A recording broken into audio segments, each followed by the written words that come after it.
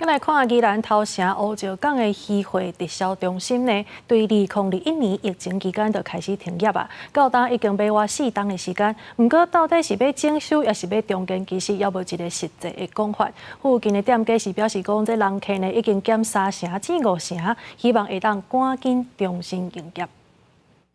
头城乌石港渔会直销中心目前大门锁掉咧，外壁油漆落个真严重，内包装风也乱，外壁玻璃饰品因为铁架生鲜随时会落落来。渔会打出广告提醒民众，这中心原本卖鱼啊个餐厅游客真多，不过为2021年疫情期间停业了后，是要搁重启也是整修，拢无定论，严重影响周边店头的生意。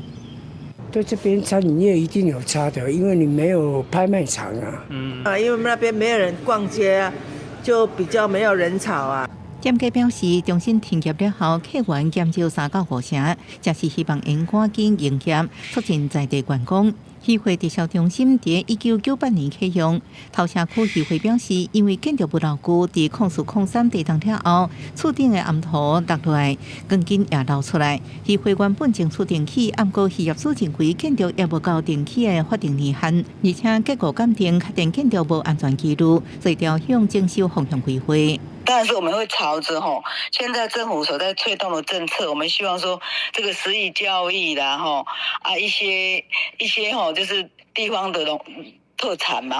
渔会强调，未来渔会直销中心希望朝向实施教育、渔会拍卖体验等方向经营，以及周边餐厅业者做区隔愿望用户。希望把方向定着调之后，后续来争取相关，在年底完成相关工作经费的一个